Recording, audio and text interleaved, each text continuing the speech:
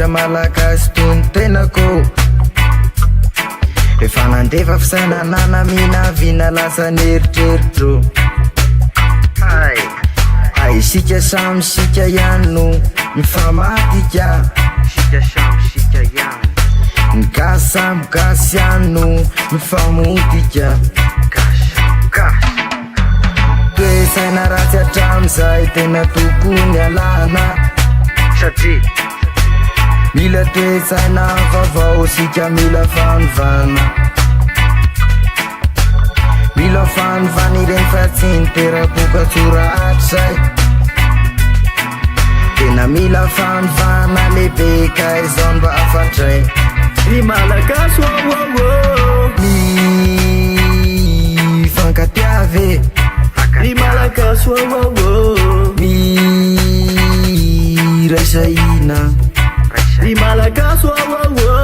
fankatiava-teny-bola velona ianao fa tsy maty ry malagasy fa rehefa maty ane anao tsy afaka ny anina fa mangina tsy miteny tsony ialao ny fitiavatena ialao ny fialonana ialao ny tahotra esory ny henatra fa sika mila mifankaty mila mifandefitra mila mifandefitra zaleovy mifankaty teny bola velona fa rehefa maty ane anao tsy afaka ny miteny tsony zaleovy mifankaty satria samy olombelona sady tsisy aharitra iaina mitony tany tony samy tsy maintsy faty avoko nizaniza ka tsy aleovy mifankaty fa tsy fangidragidra fa raha tanteraka avoko izany teo tsara fa izany rehetra zany no ampandrosotra ny gasikara ka leo mifankaty fa tsy mifanimbazimba satria ny fitiavana nole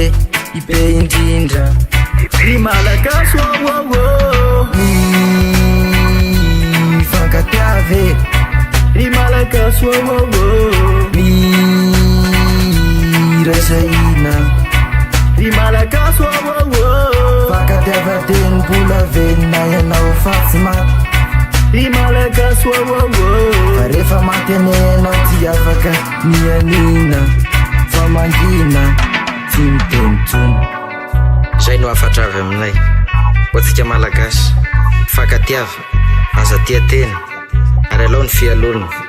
tandrovy ny fihavanana fa izay no maha malagasy atsika mifankatiava Germain Richard.